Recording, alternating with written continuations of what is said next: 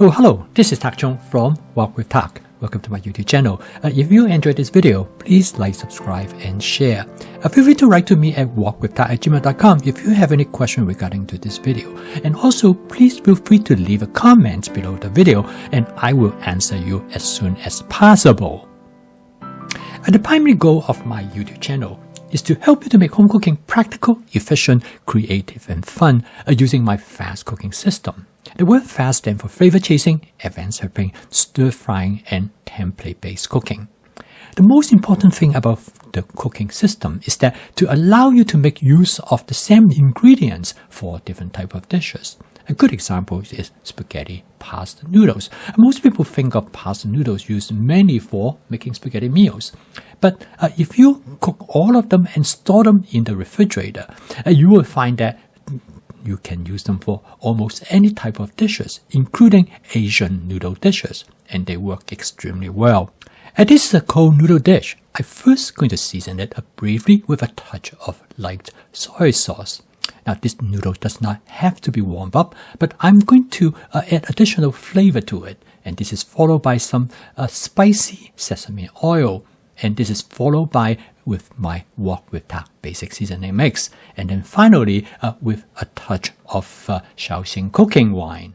That's all you have to do. It will give it nice flavor. And then I'm going to toss it with some scallions. First with the scallion of the bottom part, which has much stronger onion flavor.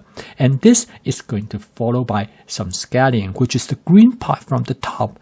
But the green part do not have a lot of flavor to themselves, but they really gives good color. Now this cold noodle dish is going to top with a stir-fry dish. In this stir-fry dish, I'm going to cook some broccoli with chicken, as well as a couple other vegetables as well. And the contrast between the cold noodles and the hot dish, the broccoli and the chicken, really will give the dish a very nice and interesting flavor. Now I'm going to cook this dish using a quick method. I'm going to stir fry the broccoli first. Now this is a part of the approach which I call it sequential stir frying, which means that I'm going to stir fry the ingredients that need longer time to stir fry them first, and then I gradually add other ingredients which take less time. And so with this method, I'm able to cook everything to the desired texture and doneness that I want. One of the most important things about cooking vegetable is that most people seem to overlook is the importance of texture. If the broccoli cooked to the texture exactly how you like it, you're going to enjoy far more than if the broccoli is too crunchy or too soft. And finding this requires some experimentations.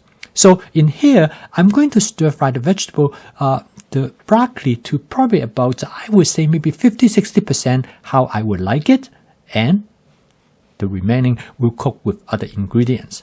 The next, I'm going to add some zucchinis.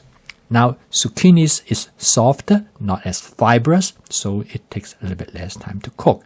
And by adding them at a later time, it will allow you to cook everything to the right texture. And then I add some carrot. Now, carrot is interesting because some people like the carrot crispy. There are some people like the carrot more cooked. So this again, it will be your personal preference. And this is the part I really want to emphasize when it comes to home cooking, is the importance of experimentation. The importance of trying to experiment with your food ingredients in terms of their flavor, in terms of the texture, because this is what's going to make you a good cook. A good cook is defined as you cook the food to exactly how you like it. Okay. Now at this stage, I'm going to cook the chicken. This is a slightly different approach. This will allow me to cook the dish faster. I first coat the chicken with cornstarch and also a touch of sugar. This will allow me two things. One is that it will allow me to create slight charring on the chicken. The second part is important, is that when you coat the chicken with cornstarch, the cornstarch actually will shield the chicken from the direct heat from the oil, and consequently, the chicken will be more tender and moist inside. Without the cornstarch, the chicken tends to be more dry and stringy. You can do this experiment in the future by comparing both of them. Now, you notice that the cornstarch have a tendency to stick to the bottom of the wok, even though you might have seasoned the wok. And the reason for that is because the vegetable that you cook in advance have a tendency to absorb the oil from the surface of the wok, and also the moisture from the vegetable will tend to remove the seasoning. Now, this is where the wok spatula become very handy. As you all know, the wok spatula is really great for mixing vegetables together because it can use like a wok shovel, allow you to turn the food ingredients. But it will also now allow you to use it like a scraper. In here, I use a method which by adding a small amount of water right over the food ingredients that have been stuck, I use the wok spatula like a scraper and I can scrape them off. And I call this method spot cleaning. And basically, you're cleaning the wok as you are doing the stir frying. It's very efficient because now when you're ready to clean the wok, when you take it to the sink, it cleans much faster. Now, this approach, together when you put all the ingredients in and cooking them at sequential order, you notice that you will not overcook the chicken. The chicken is now cooked just about right, and quite often the texture of the chicken is as important as the texture of any other ingredients. And next, I'm going to start out with season it with a touch of oyster sauce. Now, I am the type of person, I prefer to season my dish lightly to start out because I'm going to do a taste test along the way to make sure that it is not too salty. Salt is a main concern for me, and the oyster sauce is designed to enhance the umami flavor of the dish, and it will allow you to use it less soy sauce. I don't use soy sauce too much because of the amount of salt that is present. And next, I did a taste test. I decided I'm going to add a little bit more oyster sauce. As you can see in here, this is where flavor chasing comes in, which is an important attribute of my fast cooking system. Flavor chasing actually is essential for every dish that you cook because when you use different type of ingredients, you will find that you cannot use the same amount of a sauce because different ingredients interact differently both with the sauce as well as with each other. So I added a bit more water to create a light sauce. Again, I did a quick taste test because by adding the water, it dilutes the flavor. So with the taste test will allow me to decide whether I will want to add a little bit more. So I add a touch more of oyster sauce. Another thing I want to point out to you is that you notice that I do not measure of how much sauce that I put in. It's not that I do not measure. Of course, I have an idea how much I put in. And by putting your sauce in a squeeze bottle, it will allow you much more precisely to determine how much you actually put in. And so this not only saves time, but it also makes it far more spontaneous as well as intuitive when you season your dish.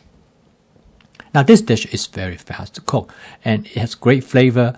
The ingredients is wonderful, partly because is that I have advanced prepping. I cut the chicken in advance and I freeze them in the portion that I want in a configuration that I can thaw them out in about 10 minutes or less in a bowl of lukewarm water. My broccoli has been already cut and ready to be used, and together with the carrot as well. And most people often complain that they feel that they should eat more vegetables, but they really do not like the vegetables that are presented to them. And the main reason is that the vegetable that cook in the general type of presentation is usually are not interesting. It turned out that the best way to eat more vegetable is to combine vegetable with meat. In this case, meat is used as a condiment rather than as a main ingredient. When you use this approach, a vegetable can be quite different. Okay, lastly, I'm going to garnish the dish with some scallion. This will give the dish a nice onion flavor as well as a sense of freshness. And I'm also going to add some pepper, which I have cut up in my advanced prepping. Again, this will enhance the texture of the dish. So as you can see, using this method, you can create a meal with complexity in a very short amount of time. I post a video each day to help you to make home cooking as part of your daily routine using my fast cooking system. And with flavor chasing, advanced peppering, stir frying, and template-based cooking, you can make home cooking practical, efficient, creative, and fun. So you can make home cooking sustainable. So keep on cooking, and I will see you tomorrow.